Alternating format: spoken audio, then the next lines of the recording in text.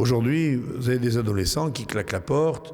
À 12 ans, 13 ans, 14 ans, on a tout connu. On est déjà blasé. On n'écoute plus personne. Et puis les parents démissionnent.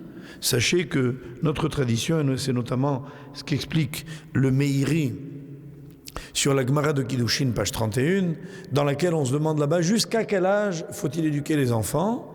Et en fait, un de nos très grands maîtres, qui était d'ailleurs français, qui habitait à Carcassonne au XIIe siècle, écrivait que l'éducation essentielle se fait entre 16 ans et 24 ans. Ça laisse une marge. Nous, on croit que déjà à 10 ans, 12 ans, c'est cuit, ils sont déjà des adultes. C'est vrai, ils ont appris tant de choses. Mais il n'est pas encore trop tard pour bien faire. Et puis moi, je crois que même après 24 ans, on peut faire quelque chose. La preuve, c'est vous. Je ne vous ai pas demandé votre âge avant d'arriver, mais je crois savoir qu'il y a des gens ici qui ont plus de 24 ans. Eh ben, ils ne sont plus les mêmes depuis que je les connais. C'est incroyable comme vous avez changé. J'ai du mal à vous reconnaître. Il y a même des gens que je vois en arrivant, je ne les reconnais plus en sortant. C'est incroyable. Et ils ont beaucoup plus que 24 ans. C'est en fait quoi? C'est que ces gens, que vous pouvez être les uns les autres, ils ont décidé de ne jamais vieillir.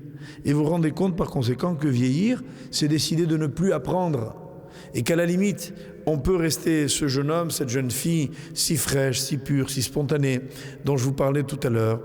On vous dira peut-être ailleurs que vous allez avoir beaucoup de déconvenues dans la vie.